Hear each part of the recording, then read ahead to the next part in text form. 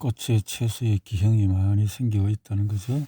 전파를 통해서 기형식물도 생기고 50년대에 증명된 전자방사선이 염색체 이상을 유발한다. 식물과 전자방사선의 관계에서 동물과 전자방사선의 관계에 관한 연구에 비하면 매우 적다. 이미 1950년대에 전자방사선이 식물에 미치는 영향을 언급한 사람이 있다. 크로스 커런트 연구소의 보고서에서 전자방사선에 시달리는 동물들, 고체신문에 실린 21종의 기형식물들이 나타나고 엉겅퀴 목도리가 생기고 꽃봉오리가 참 이상하다. 씨가 껍질 밖으로 나온 꽈리가 기형 꽈리를 본 것은 원전 사고 전인 2009년 여름이었다. 장소는 이렇게 기지국 300m 이내가 참마가 멸종을 했다. 고체인에서 오랫동안 전자방사선이 식물이나 동물에게 끼치는 영향에 대해서 엄정히 감독한 사람이 있었는데 이는 겉은 호박인데 잘라보니까 속에 콩나물이 들어있네요. 글러브 모양의 가지가 출현하고 표주박과 같은 잔품종이 있고 이렇게 휴대전화 보급률이 48%, 당시의 대화 채소들 9월과 10월에 열린 21종의 변종식물, 기형이 많은 순으로 가지, 토마토, 오이, 수박, 호박, 기형이 출현한 장소는 히에타노 초가 가장 많았지만 특정 장소에 국한되지 않고 가메오카 전역에 골고루 분포했다. 펭귄을 닮은 가지, 미국 가지, 도망가는 무와 많이 닮았다. 독일 기업가 제이언 교세라는 영롱형 태양광 발전으로 세계 최대라고 한다. 섬의 약 4분의 1에 해당하는 630헥타르의 태양광 패널 172만 장을 10개 단지로 나누어 건설한다. 목초지와 경작 포기지에 높이 수미터의 등나무 실험과 같은 뼈대를 설치해서 태양광 패널을 얹어 놓는다.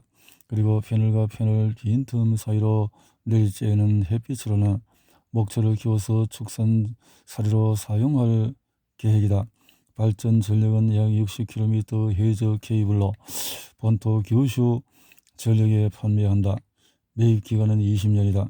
이 계획이 실현되면 후쿠시마의 사람이나 서두른 전자방사선, 저주파, 초저주파음은 물론 미지수의 태양광 발전에 의한 영향도 받게 된다. 바닷속에서도 고전압 직류 송전 케이블 설치에 따른 영향이 해저 생태계에 어떻게 나타날지 이것도 미지수다. 우리는 매일매일 전자방사선에 피폭되고 또 복합 오염의 생활주거 공간이 위협받고 있다. 우리가 생활하는 공간에 전자방사선은 보이지 않는 스모그처럼 퍼져 있고 해마다 농도가 짙어진다.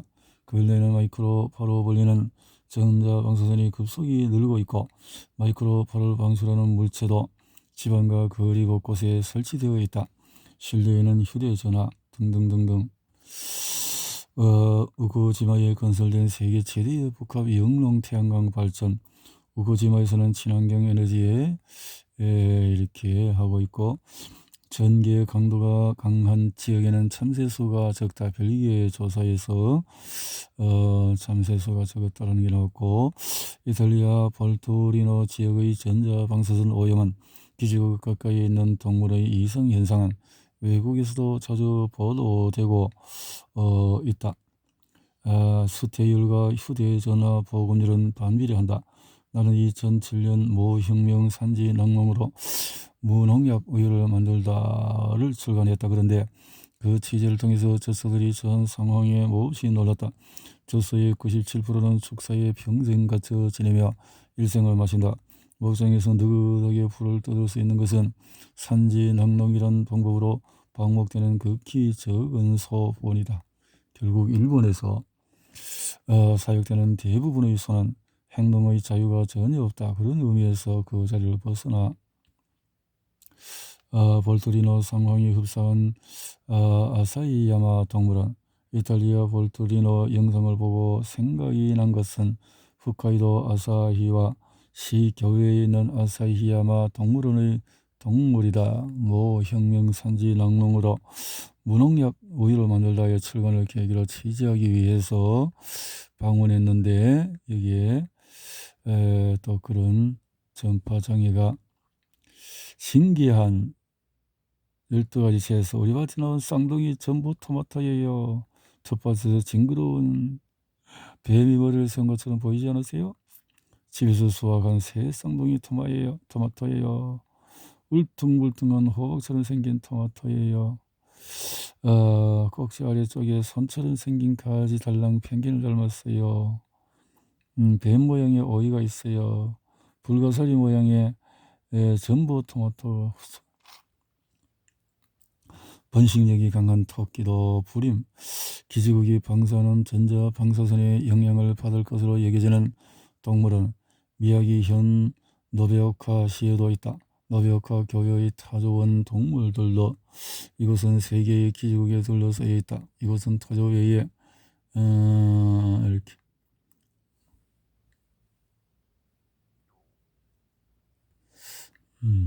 진귀한 채소 모두 집합했다. 꽃에서 줄기가 나오고 다시 꽃이 인간은 움직일 수가 있다. 따라서 다키오체는 일시적으로 기지국에서 멀리 떨어진 곳으로 피난하거나 해서 어떻게든 극복할 수가 있다. 그러나 식물은 그 자리에서 벗어나지 못한다. 그녀의 집과 주변에서 발생한 이변은 민들레뿐만 아니라 다른 식물에도 나타났다. 인간의 몸에도 이변이, 민들레의 이변이 일어날 때쯤에 다키오치의 몸에도 조금씩 이변이 일어나기 시작했다. 우선 예전과 달리 심한 피로감이 몰려오며 움직이는 것이 귀찮아졌다. 또한 손발 저림이나 눈꺼풀과 입술 경련을 경험한 후에 사실을 그대로 받아들이자 기지국 건설 후에 도망가는 무출현. 전자방사선이 방출되고 1년 후에 거대한 민들레가 출현했다. 전자방사선 오염으로 기형식물 탄생했다. 전자방사선 오염으로 기형식물, 무밭에서 달아나는 무가 달아나고 있어요. 미량 미네랄 부족으로 발생하는 증상은 망간이 부족하면 뼈 발육이 저하가 되고 요오드가 부족하면 갑상선 비대, 갑상선종 과다 비만 쉽게 피로해진다. 또 크롬은 당뇨, 고지혈증이 생기고 셀레는 근육 위축과 간 괴사, 부종 신장 질환이 생기고 몰리브데는 성장지연, 코발트는 악성 빈혈, 바나디움은 당뇨, 리튬은 조울증. 또한 마른 멸치를 식초에 담근 니보시스, 다시 마른 식초에 담근 곤부스, 저머리 멸치 가루, 날치 가루, 다시마 가루를 섞은 분말 육수를 만들어 놓고 이것을 요리할 때나 판매용 나물 반찬 등에 첨가해 사용하면 미네랄이 충분히 보충된다. 주요 미네랄 부족으로 발생하는 증상은 칼슘, 성령불량, 뼈, 이가 약해진다. 마그네슘, 허혈성, 철, 빈혈, 아연, 성장불량, 동, 빈혈. 방사성 물질을 체외로 배출하자. 미네랄 부족은 천연 육수로 보충. 전통식을 섭취할 때 주의해야 할 것은 미네랄 부족이다. 자신이 재료를 구입해 직접 요리하지 않고 즉석식품이나 가공식품을 사 먹거나 식당 등에서 식사를 하게 되면 그것이 전통식단이라 할지라도 미네랄 부족은 피할 수가 없다. 오염된 음식을 먹지 말자. 내부 피폭을 당하지 않기 위해서는 어떻게 해야 할까? 원칙은 방사성 물질에 오염된 음식을 먹지 말아야 한다. 씻고 삶고 소금과 식초에 절여서 방사성 물질을 줄이자. 씻다. 방사성 물질을 받아들이기 쉬워진다. 세슘 137을 받아들이지 않기 위해서 칼륨이 많은 채소나 과일, 토란, 아보카도, 다시마, 청국장 등을 일상적으로 섭취한다. 세슘 받아들이지 않기 위해서, 스트론튬 90을 받아들이지 않기 위해서는 칼슘이 많은 것, 순무, 잎, 평지, 치즈, 건새우, 두부, 목이버섯, 무말랭이 등을 자주 섭취한다. 방사성에 도움이 될 수 있는 영양이라는 거죠. 두통과 다리의 통증이 거의해서 식품 속의 방사능을 줄이는 것이 건강을 회복하는 데 얼마나 중요한 것인지, 그리고 통증에서 해방되는 것이야말로 참 좋은 인생이 시작된다는 것을 증명한 코바린 마을이나 비구니 마을의 식사 프로젝트였다. 세슘 137 오염으로 늘어나는 심장병, 체르노빌 진검들 체르노빌 원폭 피해 아동을 한 달간 일본에 초청해서 치료하는 활동을 1992년부터 실시했는데 2012년 체르노빌의 젊은 사람의 심장병이 증가하고 있다고 한다. 원전 사고 이후 27년간 우크라이나 조사에서 어디에 살든 원전 54기와 우르카 쇼무라 재처리 공장에서 160km 건너에 들어가는 일본이다. 그 땅에서 살며 후쿠시마 원전 사고를 경험한 우리에게 앞으로 문제가 되는 것은 장기간에 걸친 내부 피폭 문제다. 이 지역을 떠나가는 것이 좋은 줄 알면서도 사정이 있어 고설량의 자택에서 계속 살아가야 하는 우리에게 최대의 희한하는 내부 피폭을 어떻게 막아야 하는 것이다. 후쿠시마 원전 사고로 미국에서 22,000명이 과잉 사망했다. 벤저민 골드먼에 의하면 저설량 방사선의 위협에 조사자에 시합한 서문에서 방사선과 공정위생에 관한 프로젝트의 최근 조사에 후쿠시마 원전 사고로 인한 방사선 낙진으로 미국인 사망률이 상승했다. 한다. 과잉 사망이란 임의의 시간과 장소에서 차이가 우연히 아니면 일어날 수 없다고 여겨질 경우 실제 관측치와 국가의 기준에 따른 예측치와의 차이를 말한다. 과잉 사망은 후쿠시마 현에서도 나타났다.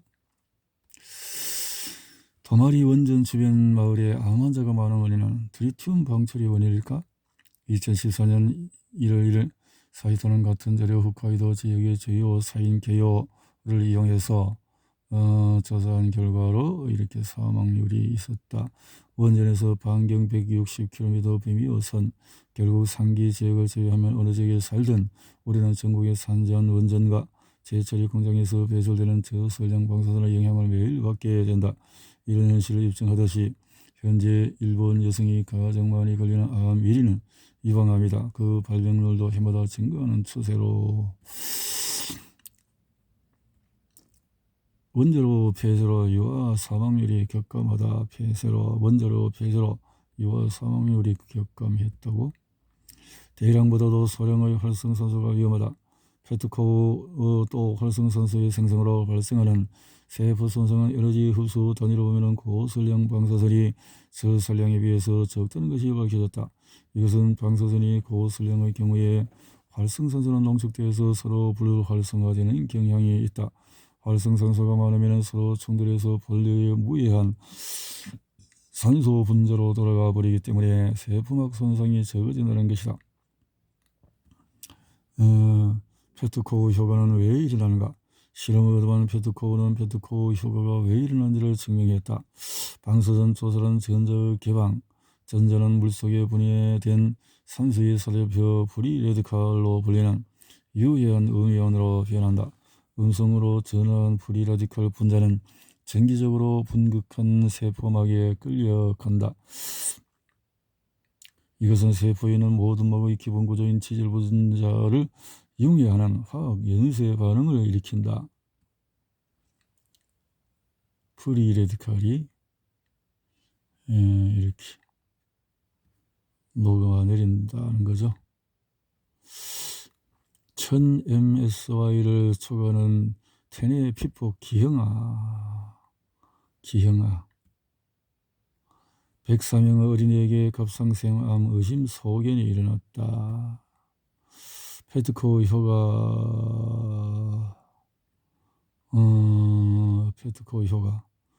효과란 액체 속의 세포는 고설량 방사선에서 반복적이고 빈번한 방출보다도 저설량 방사선을 장기간 지속적으로 피폭하면 쉽게 세포막을 파괴할 수가 있다. 페트코우가 발견했다는 거지. 물질을 결합하기 쉬운 각 방사성 물질과 결합하기 쉬운 장기는 종이 알파, 베타, 감마, 중성자가 딱 들어가는데, 알파는 종이에서 차단되고 베타선을 차단하는 것은 알루미늄 등의 얇은 금속판이 하는데, 감마선은 뚫고 들어가고 중성자선은 들어가고 납이나 두꺼운 철판을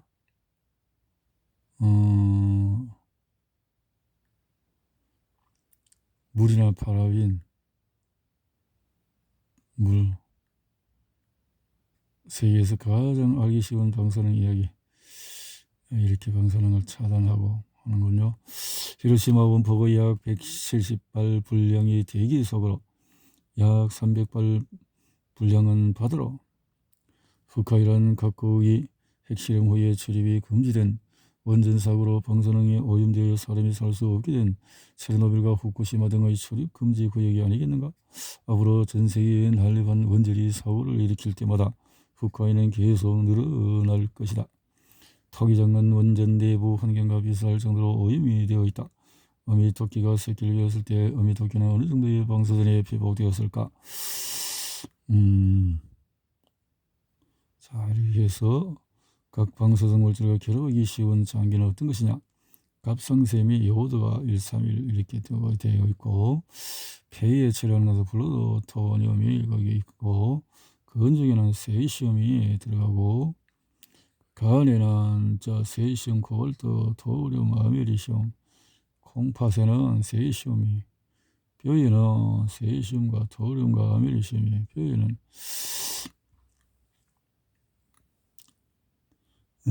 반감기가 요오드는 반감기가 8이구나. 코발트가 5년, 세슘은 30년, 세슘 226은 1600년, 2만년. 어렵군요. 현실로 다가온 나우시카 후카이. 소녀의 고발을 접했을 때 나는 나우시카를 연상했다. 나우시카는 바다에서 불어오는 바람으로 간신히 후카이의 독을 몰아내는 변경의 땅 바람의 계곡에 사는 소녀의 이름이다. 방독 마스크 없이는 살 수 없는 오염물 세계에서 오무 등의 벌레와 마음을 주고받으며 후카이가 가진 정화력을 이해하는 뛰어난 감성의 소유자다. 저설량 내부 피폭 열도. 공해와 오염 없는 사회를 만들다. 자연은 7대 후손에게 빌린 것이다. 해마다 확산하는 야생 유전자 변형 유체를 본다. 세계 최대의 옥수수 수입국인 일본이다. 안전성에 문제가 있다. 유전자 조작 식품의 표시 의무가 있는 주요 식품은 두부 등등등등, 옥수수, 사탕무, 파파야 등 하는 것들. 특허권 침해에 맞선 농민, 몬산토는 자세히 유전자 변형 작물 고가루가 못 뛰어나가 교잡한 농지에 대해서도 특허권 침해를 주장하며 그에게 배상금을 청구했다.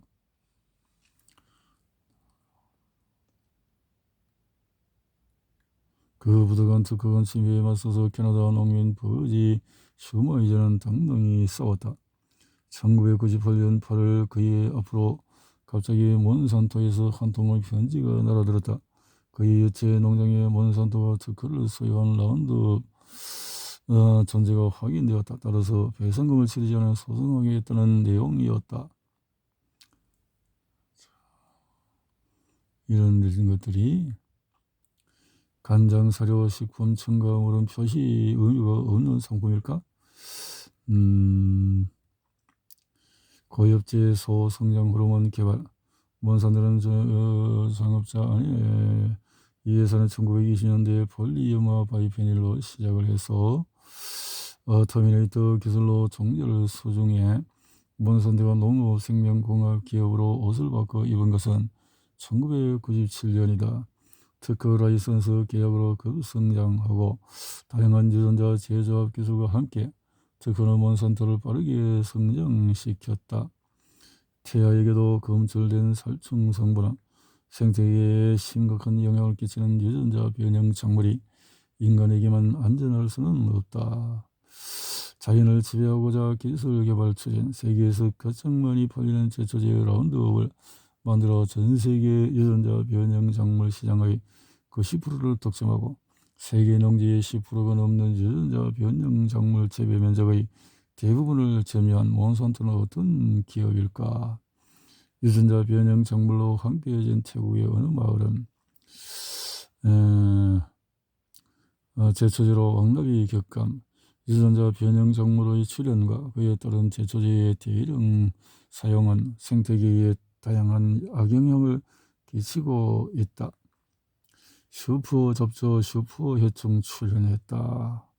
슈퍼 제초제를 뿌렸는데 제초제의 내성, 이러한 제초제의 강한 미생물의 유전자를 작물에 삽입해서 특정 제초제를 뿌려도 시들지 않게 조합한 것이다. 제초제의 내성을 지닌 제초제 내성 작물은 통상 그것을 개발한 기업이 같이 개발한 제초제와 세트 판매한다. 예를 들어서 몬산토의 경우에 제초제 라운드업의 내성을 지닌 유전자 변형 대두, 또 음레디 대두 뭐 이렇게 있군요. 유전자 변형 작물의 85%가 제초제의 내성을 가지고 있다. 유전자 변형 작물의 현재 상황은 그리고 옥수수, 모카, 유채, 파파야 이렇게 가장 많은 것이 콩이고 대두는 전체의 거의 절반이 넘고 이어서 옥수수가 전체의 3분의 1을 차지한다. 영양적인 면에서 이렇게 유전자 제조업 기술은 인간의 영역으로 확산하고 있다. 2배 속도로 자라는 유전자 변형 연어, 대왕 연어, 정의 벽을 초월하는 유전자 제조합. 유전자 제조합이란 무엇인가? 제조합이란 어느 생물의 유익한 유전자를 추출해서 다른 생물의 유전자에 삽입함으로써 새로운 생명체를 만들어 나가는 기술이다. 이러한 기술로 만들어진 것이 유전자 변형 생물 GMO이다. 유전자 제조업과 원전의 공통점은 영화 전 세계의 식량이 사라지는 날에는 유전자 제조업과 원전을 문제 삼고 있다.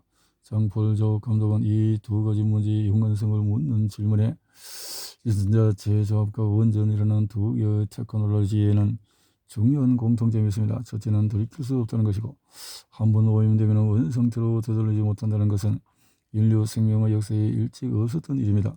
다른 한 가지는 이미 전 세계에 존재한다는 것이죠.